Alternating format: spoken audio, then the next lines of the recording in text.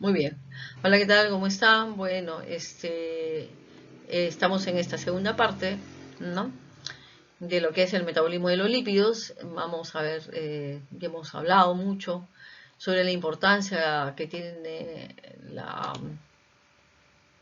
entender, ¿no? El metabolismo lipídico, entendiendo que hay aspectos positivos y negativos de los lípidos y que los lípidos son esenciales para la vida.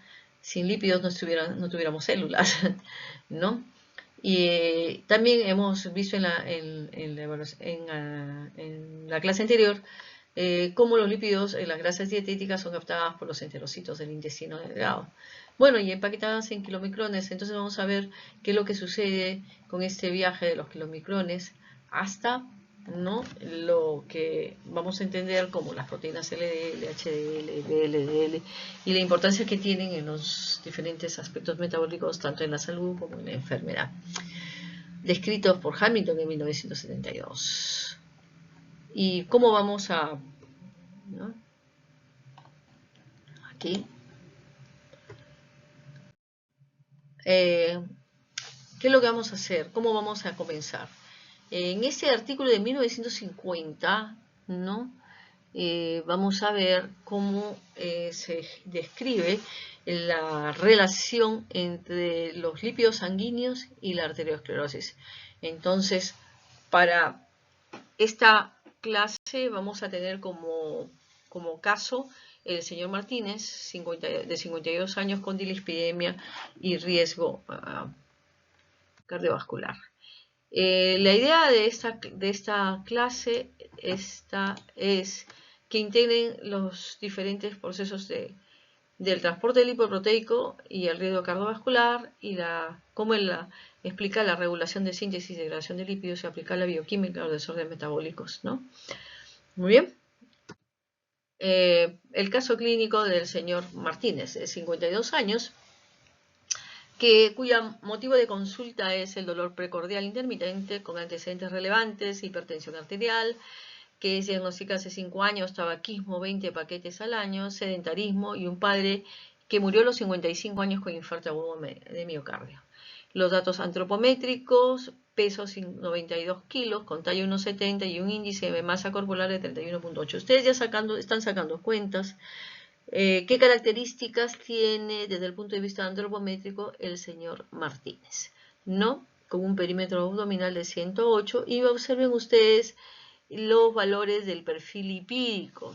Anótenlo bien por las características. Un colesterol total que está volando, 280, con el LDL alto, 190, HDL 35, triglicéridos en 320.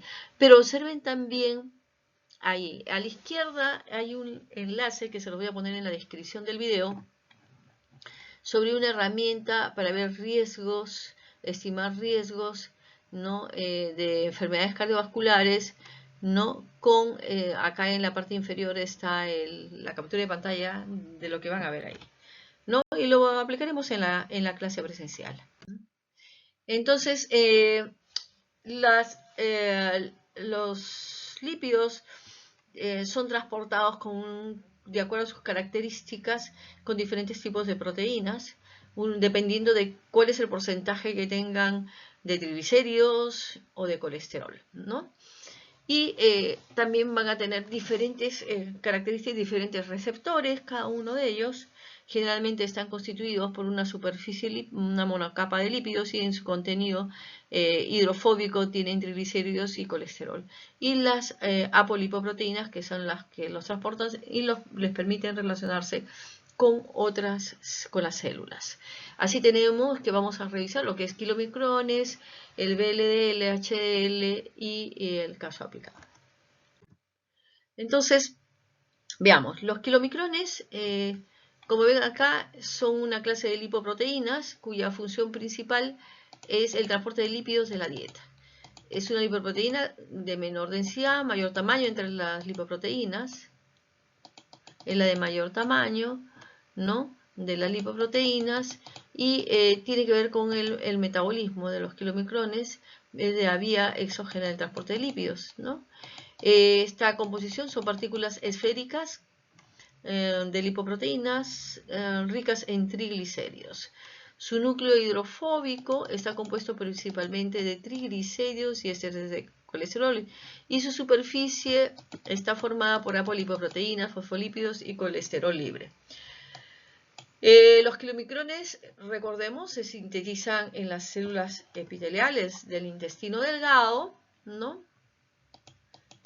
Y los enterocitos, y es transportado a la dieta, ¿no? Transportando los lípidos procedentes de la dieta, ¿no? El colesterol libre de la dieta es captado por los enterocitos mediante las proteínas de Niemann-Pick C1, like, o sea, NP1L1, y este colesterol es captado, esterificado a ésteres de colesterol por la enzima acil-CoA-colesterol aciltransferasa, la CAT2, en el retículo endoplásmico, y los kilomicrones contienen la apolipoproteína ApoB48, que es sintetizada en el intestino delgado. Este es el borde de cepillo, esta es la célula intestinal, este es el enterocito, ¿ok? Entonces, primero los triglicéridos, ¿no? Y los ésteres de colesterol se cargan la B48, proceso mediado por la proteína de transferencia de triglicéridos microsómica, que es la proteína de transferencia de triglicéridos microsómica, la MTP, ¿no? Acá. Y después estos kilomicrones maduros son secretados al sistema linfático y finalizan al alcanzar el plasma. Y en el plasma, una vez en circulación, el objetivo principal de los kilomicrones es entregar los ácidos grasos a tejidos periféricos, ¿no? Así, los triglicéridos de los kilomicrones son absorbidos en el músculo y el tejido adiposo. Este proceso es catalizado por la enzima lipoproteína lipasa, que hidroliza los triglicéridos empaquetados en lipoproteínas como kilomicrones y las lipoproteínas de muy baja densidad VLDL, liberando ácidos grasos. La actividad de la lipoproteína lipasa tiene lugar en la superficie luminal de las células endoteliales capilares de los tejidos. La proteína GP1-HBP1 es una proteína capilar esencial necesaria para la transitosis de las lipoproteínas lipasas desde el espacio intersticial hasta el endotelio. Esta GP1-HBP1 sirve como plataforma para la lipoproteína lipasa y las lipoproteínas.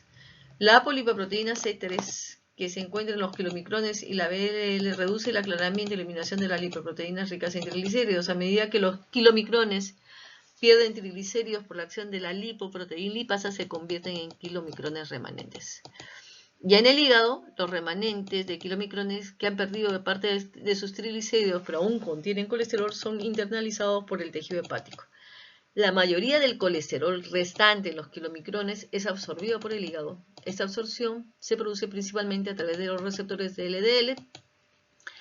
Y bueno, aquí las implicaciones clínicas en la kilomicronemia familiar, por defectos en la función de la lipoproteína lipasa, que resultan en aumento de triglicéridos de kilomicrones, y una enfermedad que se caracteriza justamente por hipertrigliceridemia severa en ayunas y la acumulación de kilomicrones en plasma. También hay abetolipoproteinemia, que es un trastorno metabólico autosómico recesivo causado por mutaciones de la proteína, la MTP, que está acá, que es la transportadora, ¿no?, de triglicéridos, y el defecto de ensamblaje y la sección de la ApoB hace que el organismo sea incapaz de producir kilomicrones VLL y LDL.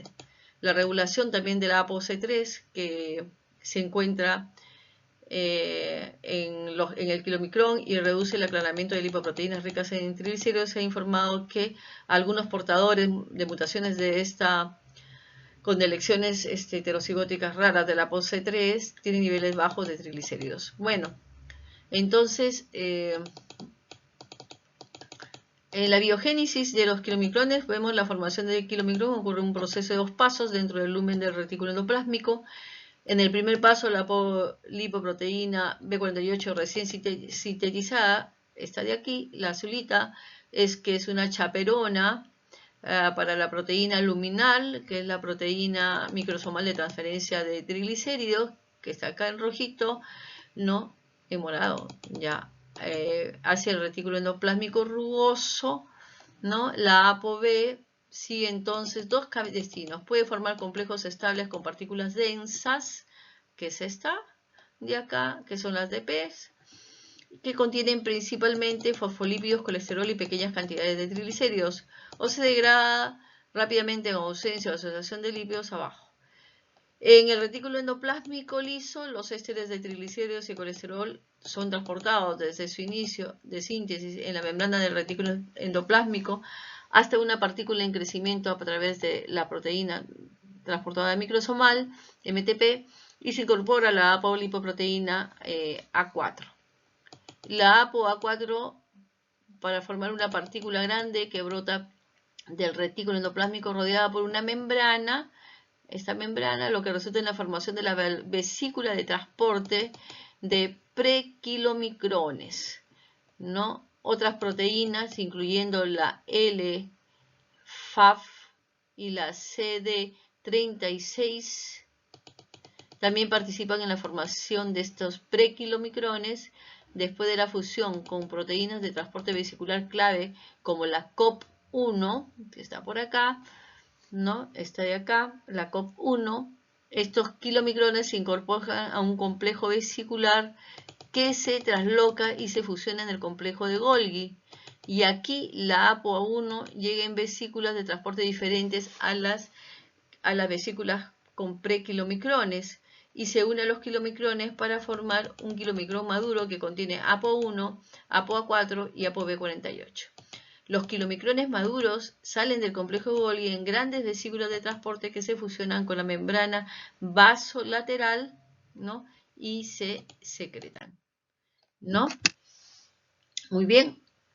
Ahora acá dejamos a los kilomicrones que van a ser los previos al VLDL y vamos a ver las proteínas de muy baja densidad.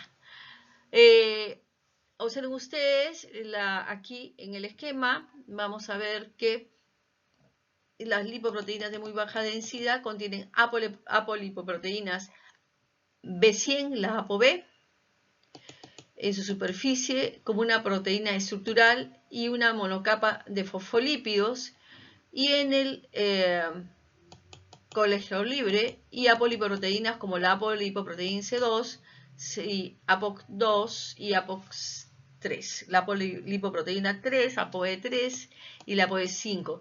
Y en el núcleo central tenemos colesterol, ésteres de colesterol y triglicéridos, ¿no? Aquí el caso aplicado para el VLDL sería la obesidad abdominal y la elevación de VLDL, ¿no?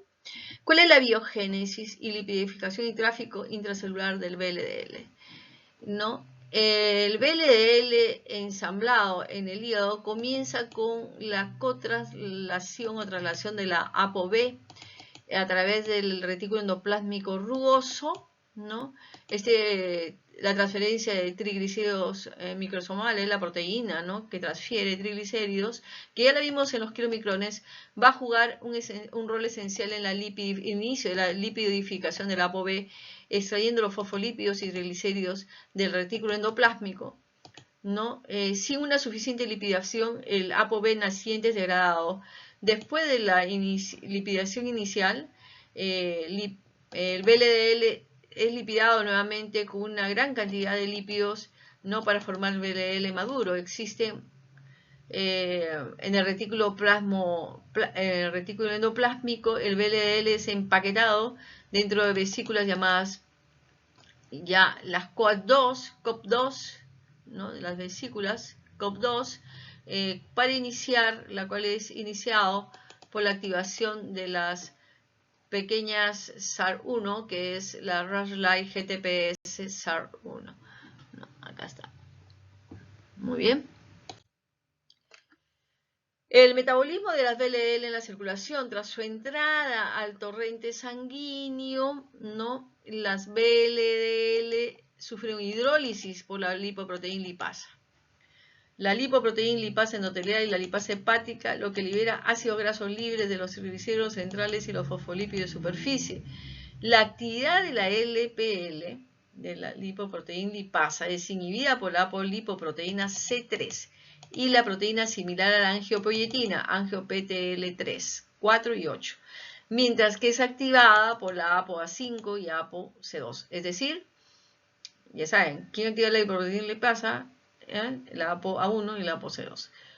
Cuando se hidroliza una gran cantidad de triglicéridos en las VLDL, estas pueden metabolizarse aún más en remanentes de VLDL, de los cuales casi la mitad son absorbidas por el hígado, mientras que los remanentes restantes se metabolizan aún más en lipoproteínas de baja densidad LDL, las que pueden unirse a receptores de LDR o ser captadas por el hígado.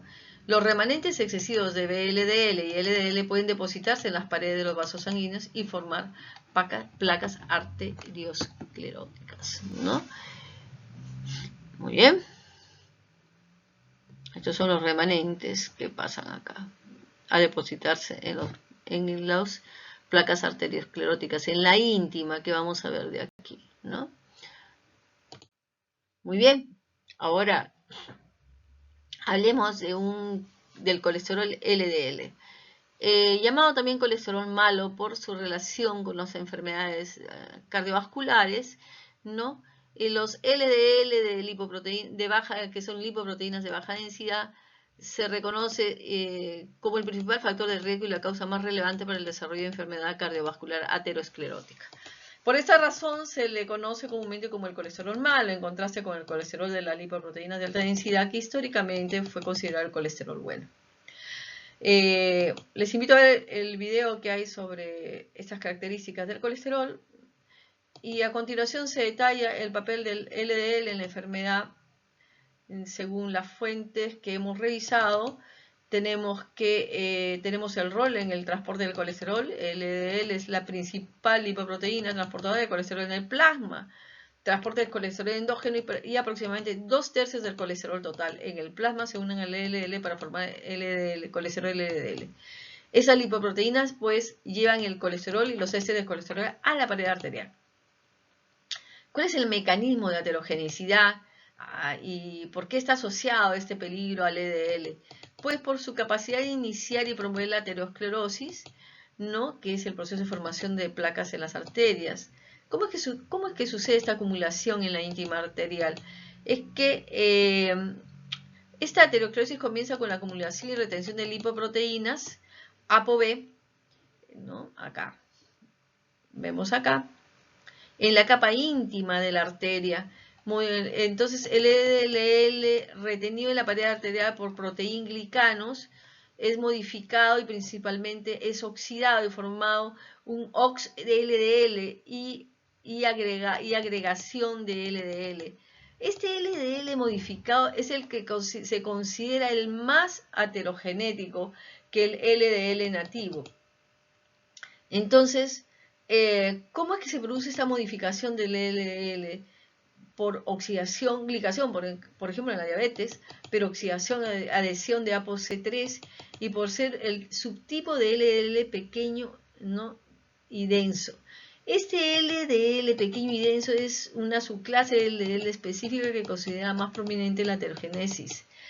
Y lo que sucede es que este OX LDL es reconocido y absorbido por los macrófagos a través de los receptores scavenger como SRA1, CD36, LOX1.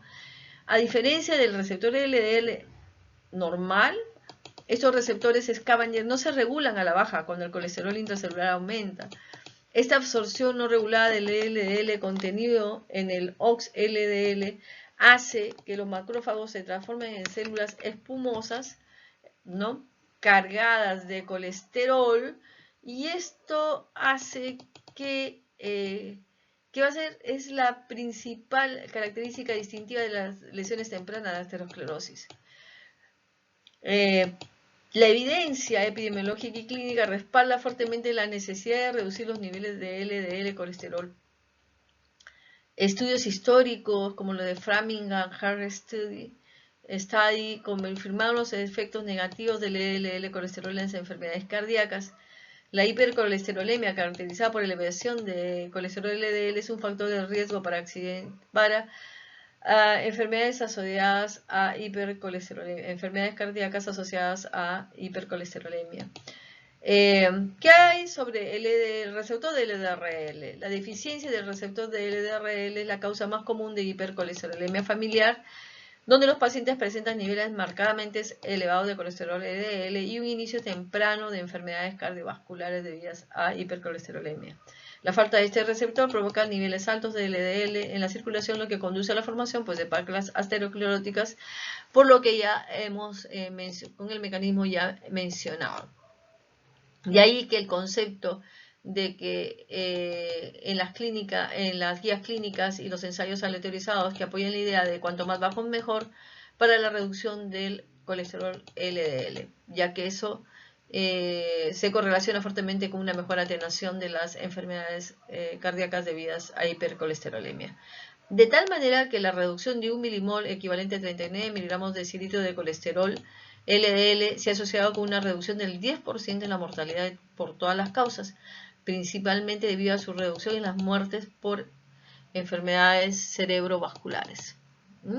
Así pues, el LDL, específicamente el LDL colesterol, es considerado el colesterol malo porque su elevación en sangre es importante con factor de riesgo causal de enfermedades, arteriosclerosis y enfermedad cardiovascular. De ahí vemos esta aplicación que es la parte genética.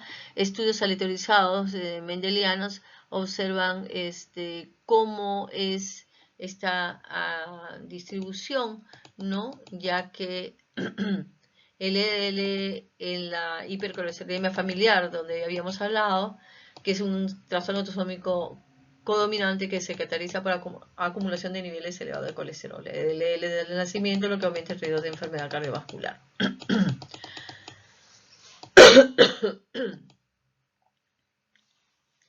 Entonces, existe pues una 50% de probabilidades de heredar un alelo, ¿no?, del padre o de la madre. Y bueno, la investigación nos permite hacer estudios de aleatorización mendeliana y análogos ensayos clínicos controlados a los fármacos, ¿no? Estos estudios permiten demostrar los niveles de colesterol inferior a 1 milimol determinado genéticamente durante una mediana de 52 años conlleva una reducción de 54% del riesgo de enfermedad cardiovascular. Aquí pues la demostración de la importancia que tiene el control del LDL. Hablemos ahora del HDL colesterol, el colesterol bueno. No, aquí lo importante es considerar que el colesterol, en este sentido, el HDL-C, colesterol HDL, está relacionado y su relación con, a diferencia del LDL, que su aumento los estos es una relación inversa, es decir, el aumento de HDL colesterol disminuye el riesgo de enfermedad cardiovascular aterosclerótica. Pero también los estudios dicen que hay que tener en cuenta no solamente el aumento de colesterol, porque algunos fármacos aumentan el colesterol HDL, pero no es funcional, o sea, la funcionalidad del HDL es importantísima.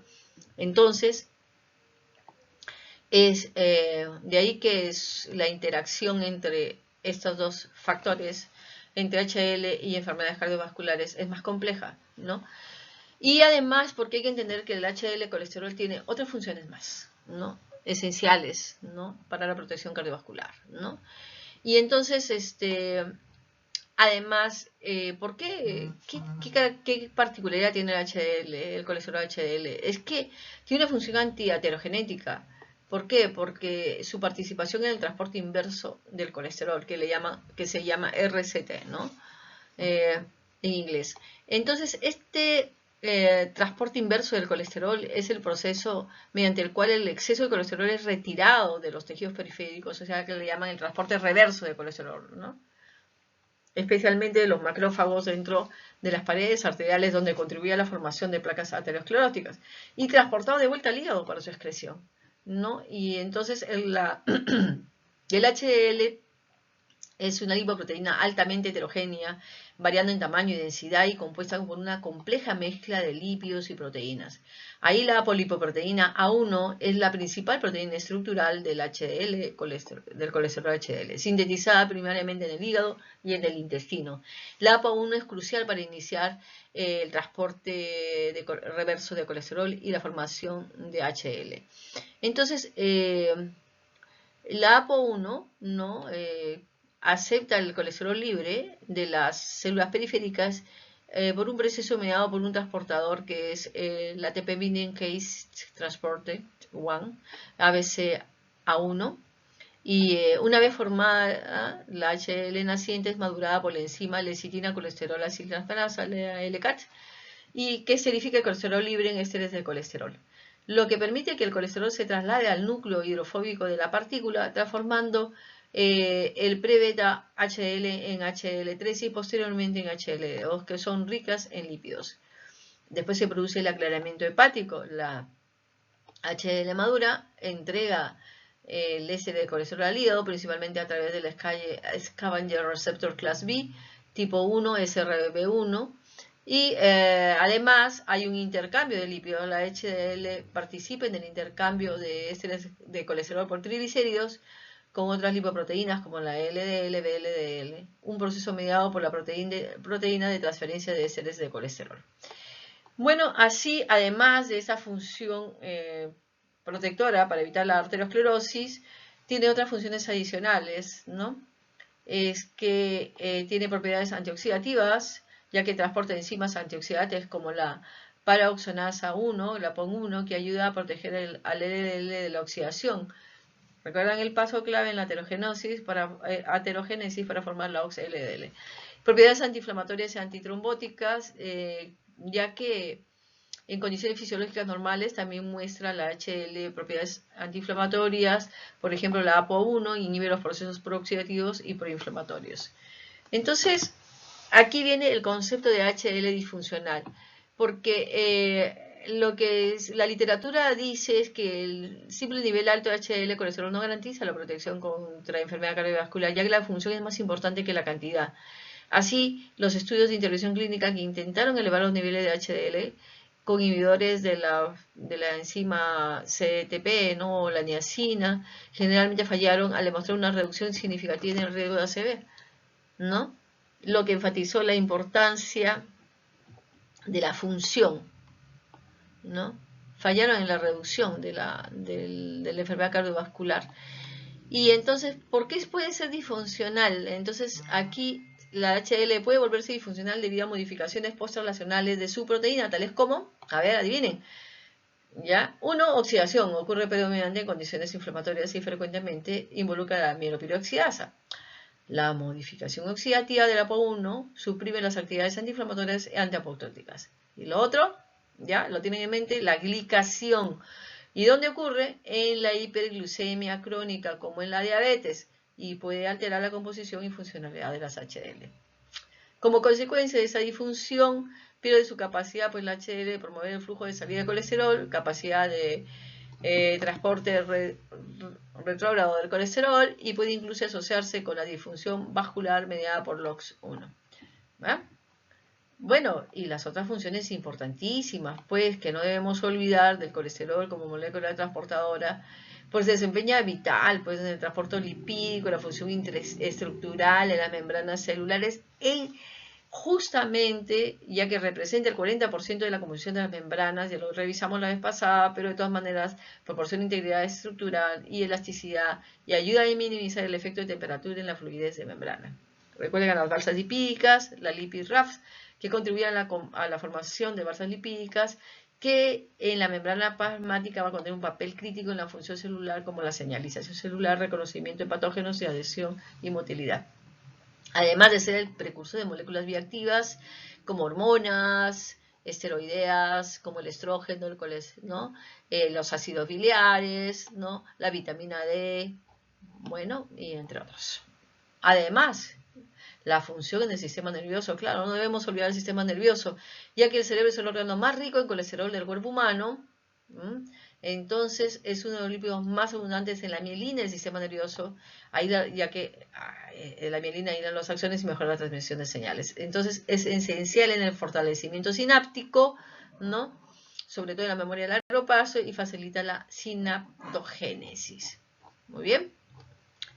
Además que está asociado que un aumento de HL disminuye la enfermedad cerebrovascular.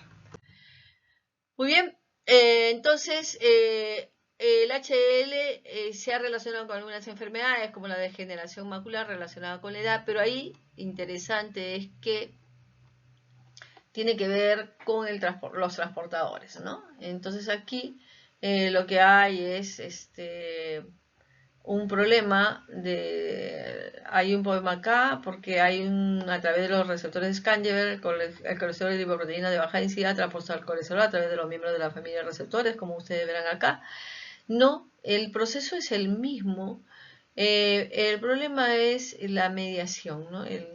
Y ahí el HL se transforma así en partículas HL más grandes y maduras que la LCAT, mientras la LIP hidroliza fosfolípidos y por lo tanto remodela las partículas de HDL.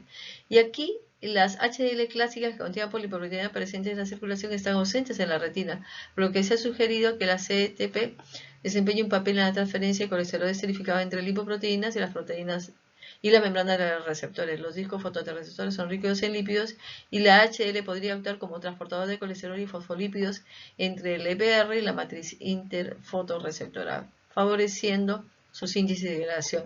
El EPR mantiene su equilibrio lipídico transportando los lípidos de vuelta a la membrana de Bruch, y estas lipoproteínas contienen gran cantidad de colesterol esterificado y están compuestas tanto por ApoI como por lipoproteína B. Similar a la partícula de LDL, excepto el contenido de ApoI, una gran cantidad de colesterol esterificado, posiblemente mediante la inhibición de la CETP, podría actuar como barrera para el transporte de lípidos a través de una retina envejecida, facilitando la formación de depósitos o drusas en las membranas de Bruch, ¿no? Otro mecanismos protectores, HDL y obesidad, ¿no? Observemos aquí. Entonces, el HL podría desempeñar un papel causal en la patogénesis de diabetes tipo 2 a través de diferentes vías. La piedra angular de la obesidad es el aumento del contenido de tejido adiposo y la evidencia sugiere que la HDL y la ApoI regulan el contenido de tejido adiposo. Los polimorfismos en el gen de la ApoI se han asociado con un mayor riesgo de desarrollar obesidad en humanos. Estudios con ratones han implicado la posibilidad de efectos antiobesidad de la ApoI. La HL también puede desempeñar un papel en la sensibilidad a la insulina y la captación de glucosa en tejidos sensibles a la insulina. Estudios en humanos han demostrado que la infusión de HL reconstituida conduce a mayores disminuciones de los niveles de glucosa en plasma que el placebo. Además, los ratones transgénicos ApoI han mostrado niveles más bajos de glucosa en ayunas. Y un estudio reciente descubrió que un péptido corto, la HR54 derivado de la ApoI, indujo la captación de glucosa en miotubos musculares cultivados. Se sugiere que el HL influye en la función y supervivencia de las células beta pancreáticas que se encargan de la producción de insulina, ¿sí? ¿Lo recuerdan? ¿No? La eliminación de ABS-A1 o de ABSG1 en las células beta de ratones ha resultado en un aumento de los niveles de colesterol intracelular, por lo tanto, en una secreción de insulina deficiente. Se ha informado que la incubación de células beta cultivadas con ApoI aumenta la insulina celular mediante regulación transcripcional. Y recientemente se ha descubierto que la ApoI prepara a las células beta para aumentar la secreción de insulina en respuesta a niveles altos de glucosa en ratas. Bueno, así pues, finalmente sugiere que el retículo endoplásmico es un factor desencadenante de la disfunción y muerte de las células beta, y los datos de estudios en humanos y modelos animales sugieren que el HDL protege contra el desarrollo de la diabetes mediante la inhibición del estrés del retículo endoplásmico y la apoptosis de las células beta. En resumen, ¿no? Podemos decir en relación a la evidencia clínica de HL, ¿no?, que existen estudios observacionales y genéticos que han establecido que los niveles de HDL altos de colesterol son un posible factor de riesgo causal, si bien para la enfermedad de la mácula por envejecimiento, tanto los niveles bajos como altos de colesterol HDL se han asociado con la demencia y se requieren más estudios para comprender estas asociaciones en profundidad. Queda por determinar si el colesterol HDL puede desempeñar un papel causal en la diabetes tipo 2, sin embargo existen señales interesantes y estudios genéticos en humanos y experimentales que indican una relación causal entre los niveles de colesterol HDL y el riesgo de diabetes tipo 2. En general, se encontró una relación inversa entre el HDL y colesterol y enfermedades infecciosas, respaldada también por algunos estudios genéticos. La asociación entre colesterol HDL muy alto y alto riesgo de mortalidad se ha producido en varios estudios observacionales, aunque sin un respaldo causal convincente basado en genética humana. Así es, todavía hay mucho que investigar en el asunto del HDL, pero sí podemos decir que aquí es y la mortalidad por enfermedades cardiovasculares. Bueno, siempre hay algo por aprender. Bueno, hablemos ahora de la famosa lipoproteína lipasa. Resulta pues que la lipoproteína lipasa, como ustedes ya hemos hablado mucho de lipoproteína lipasa monomérica, se une a la superficie luminal de las células endoteliales, no específicamente por la GPI-HBP1 en los capilares que irrigan el músculo esquelético, el músculo cardíaco, los tejidos adiposos. Los triglicéridos, ¿no?, se transportan por todo el organismo a través de lipoproteínas ricas en triglicéridos, específicamente kilomicrones, lipoproteínas de muy baja densidad que transportan triglicéridos de origen dietético y hepático, ¿no? Las apolipoproteínas presentes en las TRL facilitan la interacción con las LPL y la GPI, con la lipoproteína lipasa y el receptor unido a la membrana. Entonces la ApoA-V utiliza las TRL y se une a los componentes GP1-HBP1, lo que potencia la asociación de las triglicéridos con la lipoproteína lipasa y las características de la superficie celular asociadas a lipoproteína lipasa. Entonces, observen ustedes, está en el endotelio vascular, tiene hidrólisis de los triglicéridos, ¿no? Está regulada por la ApoC2, que es un activador, y la ApoC3, que es un inhibidor, y, por ejemplo, en el caso genético de déficit de lipoproteína lipasa y la hiperquilomicronemia familiar, que es el caso ejemplo, ¿no? Muy bien.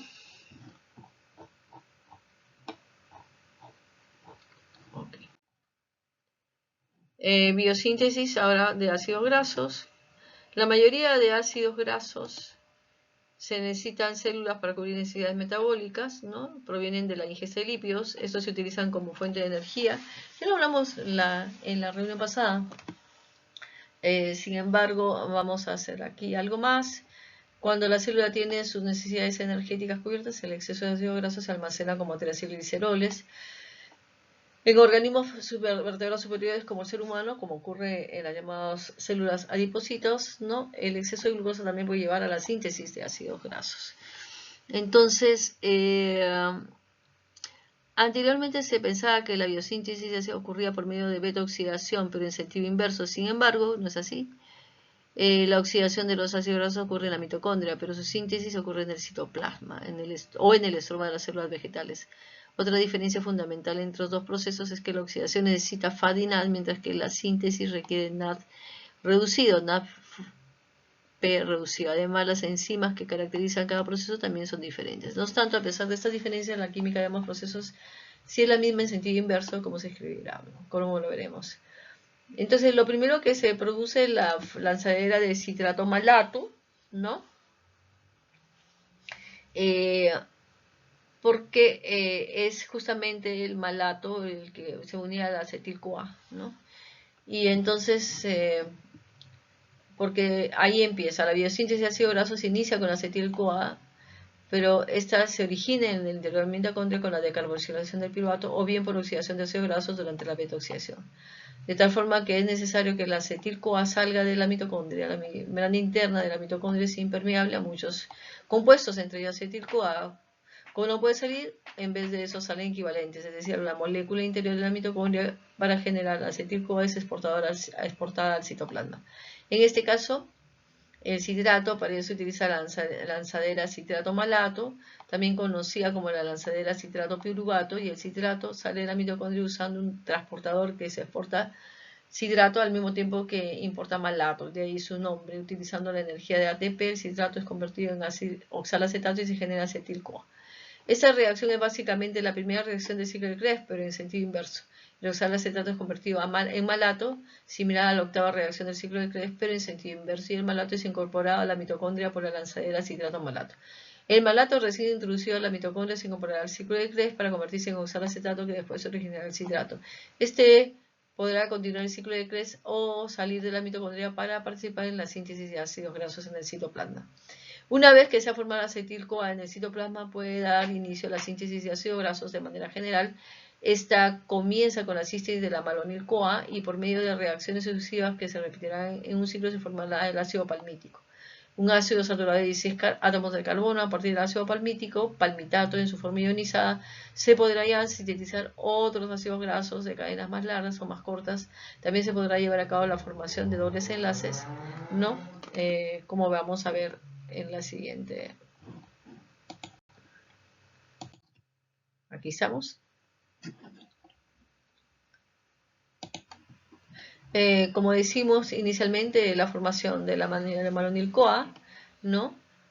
Con el proceso que ya vimos, y donde se requiere de la biotina como cofactor y de la energía aportada por una molécula de ATP. El grupo carboxilo con acetil-CoA proviene del CO2 disuelto en el medio en forma de ion bicarbonato. Una vez que se ha formado el malonil-CoA, se puede unirse al acetil-CoA para formar la acetil-CoA, que se unirá añadiendo otras moléculas como malonil-CoA para incrementar el número de átomos de carbono. Aquí vemos a la estructura de la ácido graso sintasa, que en realidad está constituida por varios tipos de... es un complejo constituido por varias enzimas, ¿no? Entonces, esta es después el ácido graso sintasa, ¿no? Está relacionada con un complejo enzimático, como les mencionaba, ¿no? Y estos son diferentes procesos, ¿no? El primer paso es síntesis de ácidos grasos. La enzima acetil-CoA ACP transacetilasa se une a la acetil-CoA a la cetoacetil ACP sintasa. En el siguiente paso la malonil CoA ACP transferasa une la malonil-CoA a una proteína cargadora de acilos. Las siguientes 4 reacciones ocurren de manera cíclica para condensar, reducir, deshidratar y reducir a los grupos malonil que se irán incorporando en cada ciclo. Estas 4 reacciones químicas son análogas por las que ocurren en la beta-oxidación de los ácidos grasos y de manera inversa. La reacción de condensación, esta reacción se lleva a cabo por la enzima cetoacil ACP sintasa, ¿no? Y o KS 2.2, 3, 1 y 41 consiste en condensar o unir un acetil-CoA con el malonil-CoA en la consiguiente liberación de CO2. Esa reacción genera una molécula de 4 átomos de carbono llamada cetoacetil-CoA que mantiene unido a la ACP en las siguientes reacciones de reducción. El producto final se denomina cetoacil, ya que contiene un número mayor de átomos de carbono. Con esa reacción se tienen los primeros 4 átomos de carbono del ácido graso, pero aún es necesario reacomodar algunos de sus átomos. La primera reacción de reducción se incorporan 2 átomos de hidrógeno en el carbono beta, eliminando el doble enlace que tenía con el átomo de oxígeno. Es catalizada por la cetoacil ACP, la reductasa KR requiere cofactor NADP reducido y como producto final es un hidroxiacil. La reacción de deshidratación del hidroxiacil se lleva a cabo por la enzima hidroxiacil ACP, la deshidratasa o HD. Permite eliminar el átomo de oxígeno y los hidrógenos en forma de agua, al mismo tiempo que genera un doble enlace entre el átomo de carbono y el beta, formando un butenoil con doble enlace en el carbono 2. Y después viene una segunda reacción de reducción, y esta durante la última reducción de la molécula, ¿no? Vamos a ver de nuevo. Se elimina el doble enlace generando anteriormente para tener un acil de 4 átomos de carbono. Es catalizada por la enoil ACP reductasa OR. Muy bien, y la producción de este ácido graso de 4 átomos de carbono, como había dicho, que era el inicio de síntesis de grasos, debe ocurrir 7 etapas similares para incorporar 14 átomos de carbono, ¿no? Al acetil-CoA inicial y así obtener 16 átomos de carbono, por ejemplo, para el palmitato, ¿no? El acil-CoA unido desde el principio aporta los 2 átomos de carbono iniciales y posteriormente cada etapa de síntesis de ácidos grasos aporta 2 átomos de carbono, con lo que se obtiene palmitato, 7 por 2, 14 más 2, 16. Podemos resumir la síntesis de ácidos grasos en 2 etapas, una formación de moléculas de manganil-CoA y la otra en la condensación de las moléculas de manera cíclica hasta formar el ácido graso, que puede ser palmitato, por ejemplo.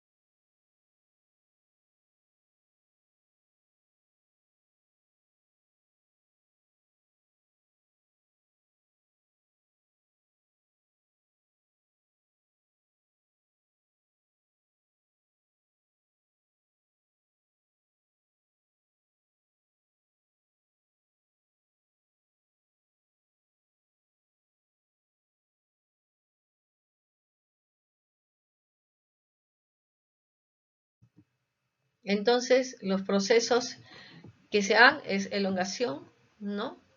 Que se da en el retículo endoplásmico. También se puede dar en las mitocondrias, les comento. Hay un proceso en las mitocondrias también. O sea, se da en el citosol, pero las mitocondrias también pueden tener un proceso de generación de ácidos grasos. Se da un proceso de saturación de saturasas, 9, 6 y 5, limitación. Mamíferos no sintetizan omega 3 ni 6. Y el resto de ácidos grasos. ¿Sí? El caso aplicado es déficit de ácidos grasos esenciales, de ahí que el omega 3 y 6 son considerados ácidos grasos esenciales, ¿no? Ya aquí los ácidos grasos en el hígado, transporte y metabolismo, no dentro del plasma, los ácidos grasos son traslocados, ¿no? Por la FAT-CD36 y se unen a la FAP-PM y la caveolina, ¿no? Mediante el reuptake de ácidos grasos. Y se une a la circulación a través de la albúmina. Alternativamente, los ácidos grasos hepáticos pueden ser obtenidos por internalización de los kilomicrones, de los remanentes kilomicrones y por lipogénesis de novo, ¿no?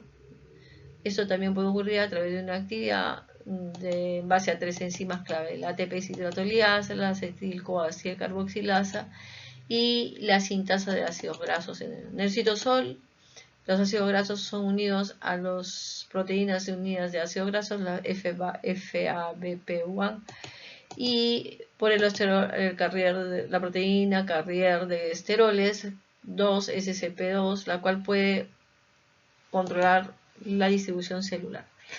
El transporte de ácidos grasos, de las proteínas de ácidos grasos FAT2, 4 y 5, y la sintasa de acetil-CoA, el alargamiento de las cadenas de acetil-CoA, ASL1, 3 y 5, mediante la activación de las cadenas, ¿no?, de ácidos grasos al acetil-CoA.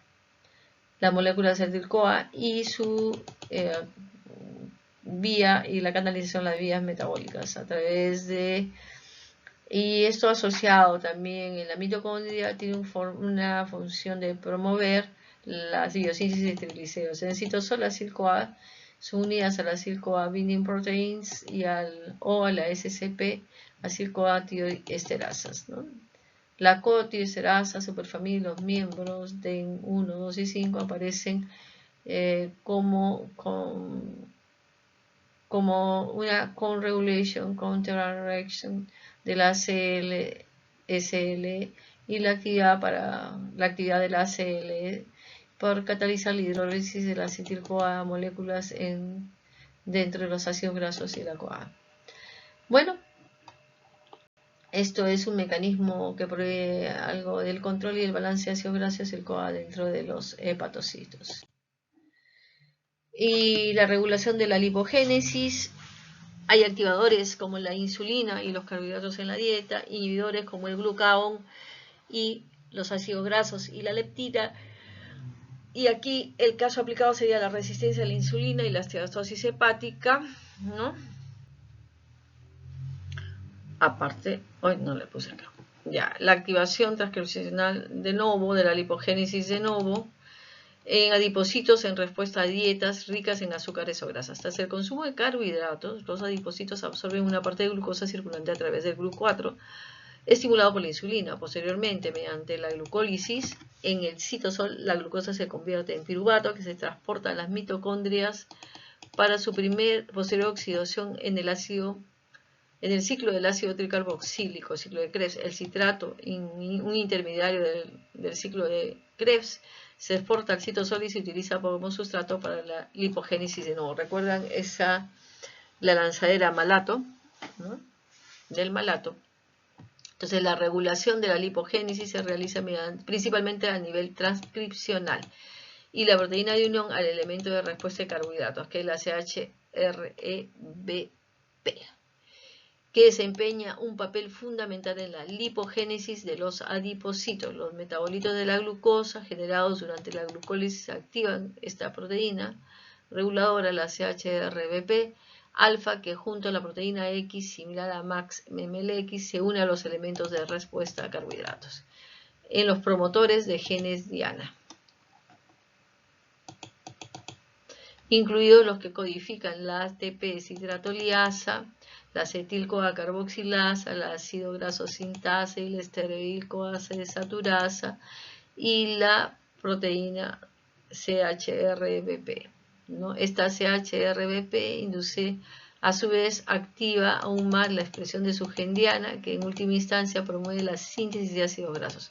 Otro factor de transcripción lipogénico, la proteína de unión del elemento regulador del esterol, la SRBP1, inducida por la insulina a múltiples niveles, puede desempeñar un papel menor en la lipogénesis de los adipocitos. En comparación con los carbohidratos, el consumo de grasa inhibe la lipogénesis de novo en los adipocitos principalmente a través del bloqueo de la activación de la CHRBP beta, la FAT y la FAT, proteína de transporte de ácidos grasos 1. Y el receptor de insulina.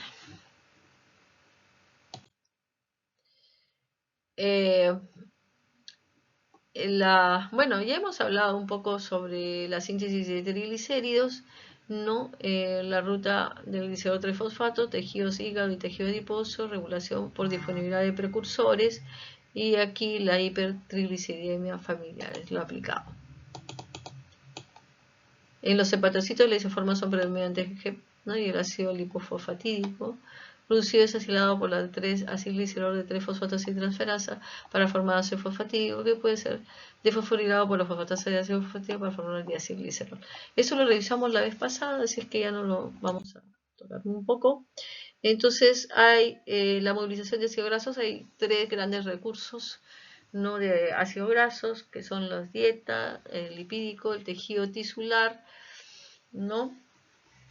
Del tejido adiposo y la síntesis de novo, ¿no? ¿Cuáles son las enzimas? La lipasa sensible a las hormonas, activadores glucagón, adrenalina, inhibidor de insulina y Y el caso aquí aplicado es el ayuno prolongado y movilización de grasas.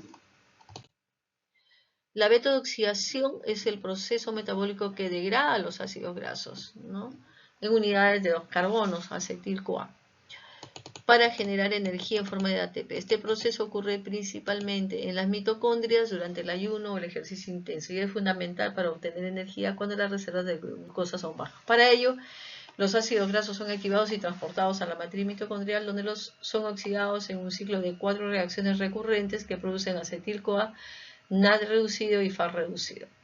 Los pasos principales son activación y transporte, que es antes de entrar a la mitocondria. El ácido graso se activa con la coenzima A. Luego la carnitina ayuda a transportar la cadena larga de ácido graso.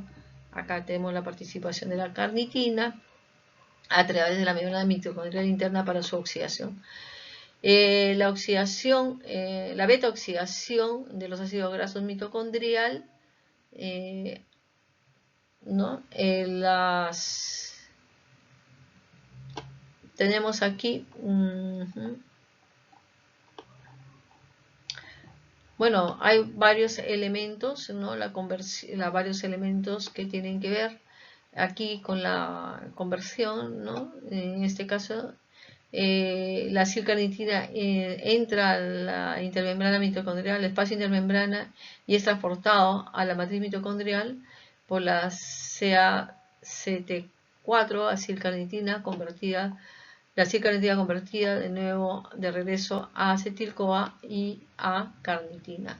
Entonces, la activación es a través de la acil-CoA sintasa, el transporte del sistema de lanzadera de carnitina, porque es la que permite el ingreso hacia el espacio, hacia la membrana, hacia la mitocondria, y aquí el caso aplicado es el déficit de CPT1 y la hipoglicemia hipocetósica, ¿no?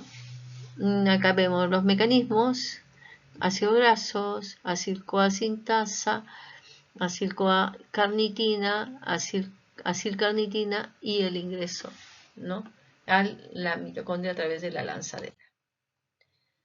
Aquí tenemos los principales mecanismos de oxidación, 4 reacciones por ciclo: oxidación, hidratación, oxidación y tiólisis, ¿no? El balance energético es de 106 ATPs, ¿no? Aquí el caso aplicado es el ejercicio de utilización de ácidos grasos. Entonces, dentro de la matriz mitocondrial, el ácido graso experimenta un ciclo de 4 reacciones que eliminan sucesivamente 2 átomos de carbono. Entonces, producto del ciclo, cada ciclo de beta-oxidación produce una molécula de acetil-CoA que entra en el ciclo de Krebs para generar ATP.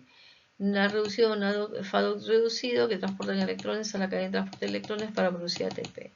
Los pasos se repiten sobre el 2 y el 3 hasta que el ácido graso se descompone por completo.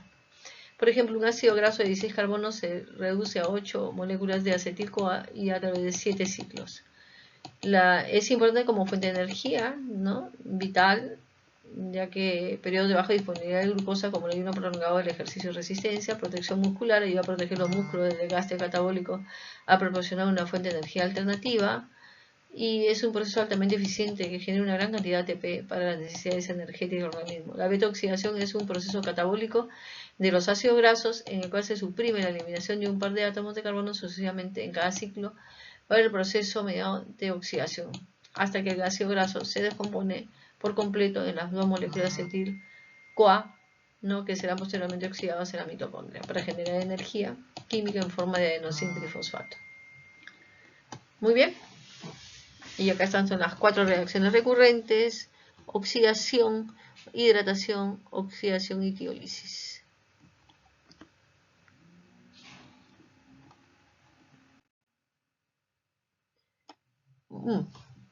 Bueno, había un cuadro sobre la cantidad de energía que se producía y se me pasó.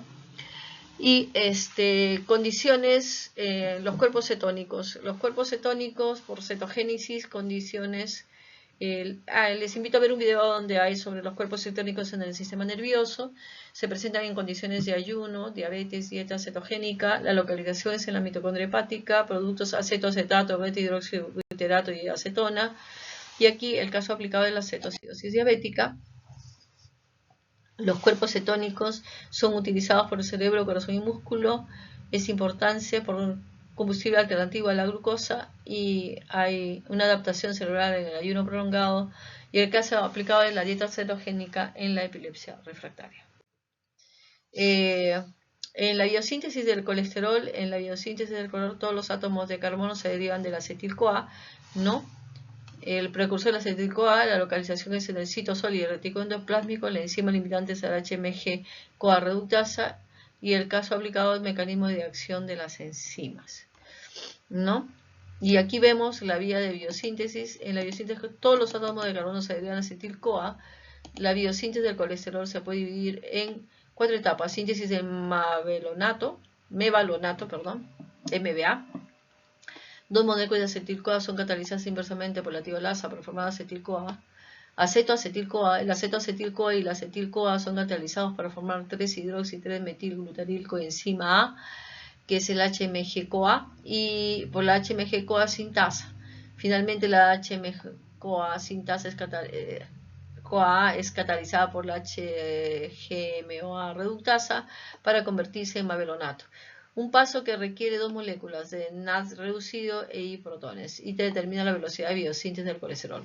La producción de pirofosfato de isopentilo y el pirofosfato de dimetil alilo, el mevalonato se fosforila secuencialmente 2 veces por la mavalonato quinasa y la fosfomevalonato quinasa para producir 5-pirofosfato mevalonato que posteriormente se descarboxila mediante la 5-pirofosfato mevalonato descarboxilasa para producir isopentil pirofosfato.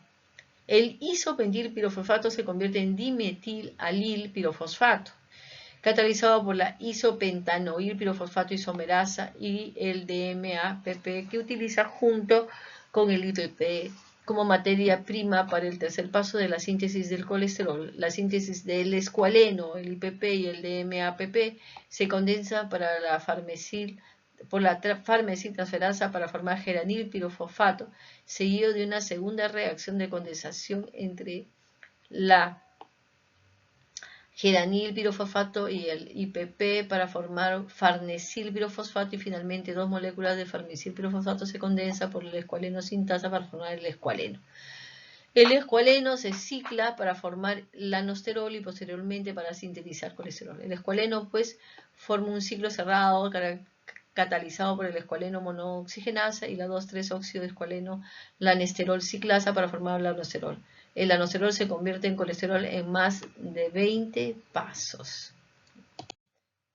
Entonces, la regulación de la síntesis de colesterol por retroalimentación, por colesterol, control hormonal a través de la relación insulina-glucagón y la expresión génica de las SRBP. Entonces, en la vía de regulación de la SRBP, de la biosíntesis del colesterol, el proceso de biosíntesis está estrictamente regulado por la retroalimentación activa, de la cual la vía de la proteína unión al elemento regulador de esteroles, que es el SRBP, y la vía de la degradación de la HMG-CoA reductasa, son los 2 mecanismos principales de la regulación por retroalimentación negativa. La SRBP forma un complejo con la proteína activadora de escisión SRBP, SCAP en el retículo endoplásmico. Cuando se reduce esta depresión de esteroles en las células, la SCAP se une a las vesículas COP2, lo que permite que el complejo SAP y SRBP se trasloque del retículo endoplásmico al Golgi para su escisión. La SRBP2 es escindido secuencialmente por un SP1, SP2 del Golgi y el extremo N-terminal de la SRBP2 es posteriormente transportado al núcleo, donde el extremo no terminal de la SRBP2 reconoce y se une a la secuencia del SRN, el promotor del gen diana, para activar la transcripción del gen diana. Además, durante la depresión de colesterol se impide la unión de la HMGCR a la INSIG y NSIG y a la GP78, que es la ubiquitina ligasa, lo que estabiliza el HMGCR para activar la biosíntesis del colesterol. Cuando el colesterol celular está cuando el esterol celular está completo o repleto, se desencadena la interacción de la SCAP acá con la INSIG, lo que bloquea la unión del SK-CoP2 y mantiene el complejo de SK-RBP2 en el retículo plásmico. Al mismo tiempo, el HMGCR también se une al INSIG y a la GP78, lo que cataliza la ubiquitinación del HMGCR. El HMGCR ubiquitinado finalmente se degrada en el proteosoma mediante la degradación relacionada con el retículo endoplásmico y la ubiquitina.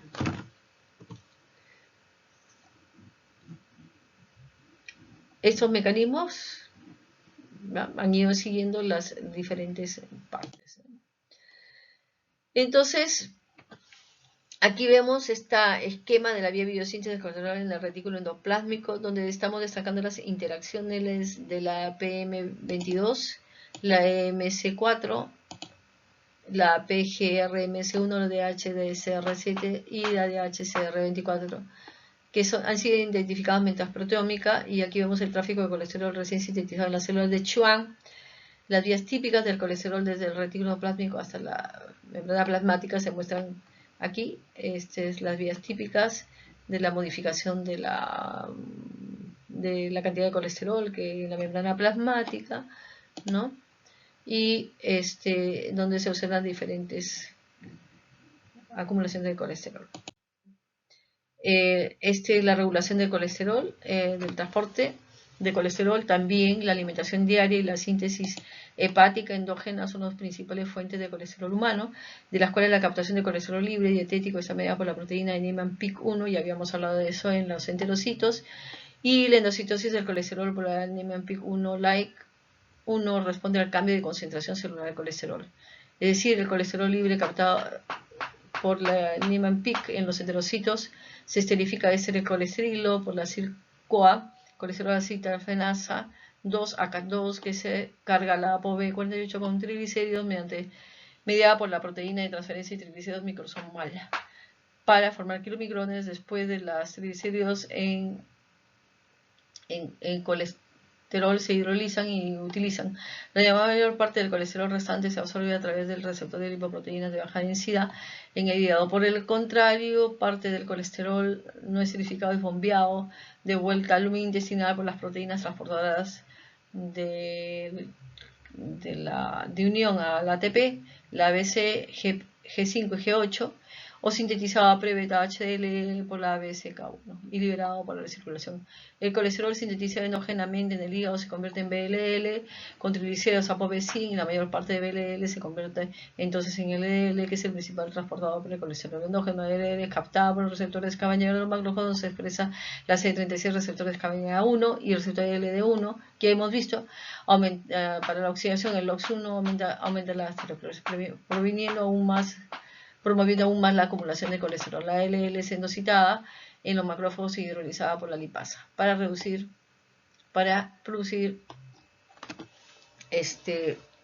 colesterol libre, FC. El exceso de colesterol libre es esterificado por la K1 y almacenado como gotitas lipídicas, y el exceso de acumulación de colesterol esterificado en los macrófagos puede contribuir a la formación de células esponjosas para medir la salida de colesterol. Los macrófagos hidrolizan el colesterol esterificado en colesterol libre por hidrolasa del estero de colesterol neutro. La salida de colesterol mediada por macrófagos incluye difusión simple, difusión facilitada por SRB1 y salida mediada por ABC-A1 y ABCG1. Entre ellos, la difusión simple domina la salida de colesterol en macrófagos normales, regulada por las concentraciones de colesterol. En macrófagos sobrecargados de colesterol, ABCA1 y ABCG1 son críticos para la salida del colesterol. La ABCA1 es capaz de unirse al ApoA1 para mediar la producción de pre-beta HDL, la lecitina, colesterol acetiltransferasa madura, más las partículas de pre-beta HDL en HDL3, mientras que la BCG1 y la SRB1 median el flujo de colesterol directamente a HDL3, la cual es esterificada aún más por la LK para producir HDL2, en la cual el colesterol esterificado es finalmente captado por SRB1 en el hígado y convertido a colesterol libre. Además, el colesterol esterificado presente en las partículas HDL1 puede ser intercambiado por las proteínas de transferencia de ésteres de colesterol a partículas LDL que posteriormente son captadas por el receptor de LDL. El exceso de colesterol en el hígado se excreta en la bilis mediada por la ABCG5, ABCG8 y finalmente entra en la luz intestinal para su excreción en las heces. Parte del colesterol presente en la sangre puede excretarse directamente en la luz intestinal a través de la vía de la excreción transintestinal del colesterol TIC en los heterocitos. Rápidamente, eucosanoides. Los eucosanoides, ¿no? El ácido graso poliinsaturado, omega 6, ácido araquidónico y sus metabolitos han atraído mucha atención en la biología cardiovascular y el cáncer, particularmente en relación a los procesos inflamatorios y las enfermedades. La importancia del ácido araquidónico en biología radica en el hecho de que puede ser metabolizado por 3 sistemas enzimáticos distintos, es decir, la ciclooxigenasa,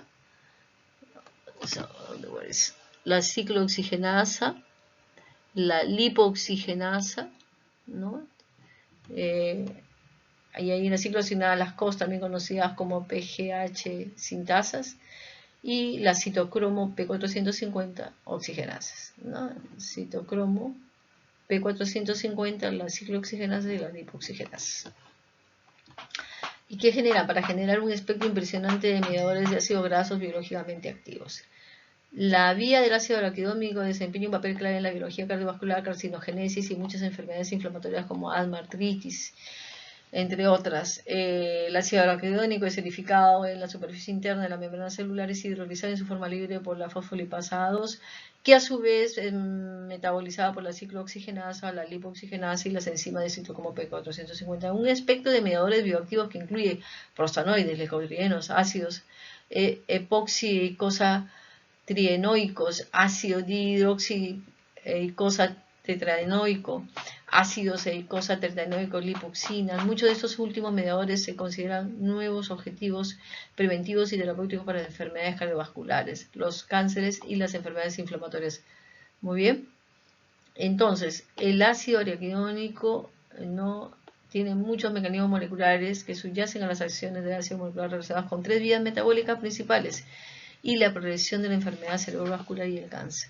Esto es importante para determinar la terapéutica, ver las medidas preventivas. Además, es importante en la salud humana, en la biología cardiovascular oncológica y las vías de señalización implicadas en estos procesos, ¿no? Hay 3 enzimas, las principales, ¿no? Las fosfolipasas, fosfolipasa A2, fosfolipasa C y la fosfolipasa D, que son responsables de la liberación de ciclo crónico de los fosfolípidos acá, de membrana, mediante catálisis de los enlaces covalentes indicados aquí. Ok, ya. Las PGH5, las COX, metabolizan el ácido clorhídrico a prostanoides, prostaciclina y tromboxana. Las LOX metabolizan los ácidos, el ácido araquidónico, leucotrienos y tetraenoicos. Las epoxigenasas P450 metabolizan el ácido clorhídrico a HT de cadena media y 4 regioisómeros de ET. Todos los ET son posteriormente metabolizados a ácidos dihidroicosa tetraenoicos menos activos que los EH. Las enzimas P450 y un aspecto de mediadores bioactivos como los ácidos epoxitretinoicos. Vamos a detenernos en la parte acá en la parte cardiovascular, ¿no? Y aquí las enfermedades, el sistema cardiovascular corresponden al vía de señalamiento celular, CYP, epoxigenasa, los metabolitos del ácido araquidónico ETS, que actúan como mediadores para producir determinadas respuestas biológicas, el impacto en la función cardiovascular y cardíaca, incluyendo la antiapoptosis, la antiinflamación, la vasodilatación, la inducción de angiogénesis, la antihipertensión y contra la cardiomiopatía isquémica y la cardiomiopatía no isquémica, ¿no? Entonces, observen ustedes esto la respuesta en el cardiomiocito, el fibroblasto, el macrófago y en el sistema endoteliar, ¿no? Y cómo esto afecta de diferente manera a para los diferentes procesos fisiológicos y fisiopatológicos en la apoptosis, en la inflamación, en la hipertrofia y remodelamiento cardíaco, en la vasodilatación y la migración celular. Los eicosanoides están relacionados con el estrés y la inflamación. No, la relación, digamos, no está bien establecida, pero se activan ciertos componentes de la vía de respuesta en el sistema nervioso central y que estos son mediadores del estrés que influyen en la síntesis de ciertos eicosanoides. Es posible que los mediadores de estrés y las enzimas sintetizadoras de eicosanoides se influyan mutuamente si se alteran sus niveles basales. No obstante, se necesita mayor investigación, es verdad, pero es interesante la relación que existe entre estos tres componentes. El metabolismo del ácido araquidónico por la P450 produce epoeicosatrietonatos, que es el EET, e hidroxiecosatetraeonatos, que es el HET. Ambas clases de eicosanoides desempeñan papeles importantes y opuestos en la función cerebral y la enfermedad. Por un lado, los EET promueven la vasodilatación y presentan propiedades antiinflamatorias y citoprotectoras. Su acción biológica se ve atenuada por el metabolismo a dioles menos activos por la enzima epoxihidroxilasa soluble, y los niveles de ET se desregulan en procesos patológicos principalmente debido al aumento de la actividad de la SHE. La inhibición del SH es un enfoque terapéutico prometedor para múltiples trastornos celulares como el accidente cerebrovascular, la demencia, la hemorragia subaracnoidea y la epilepsia, ¿no? Y es interesante también entender cómo es que esta enzima y sus enzimas son biomarcadores de enfermedades. Esperemos que nos den mayores, ¿no?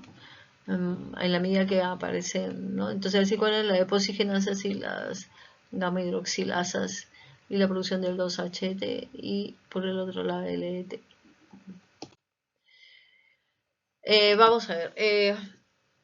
Aquí es interesante reconocer que hay una conexión entre la lipogénesis y la glucogénesis, la beta-oxidación y la gluconeogénesis y la cetogénesis en el metabolismo cerebral.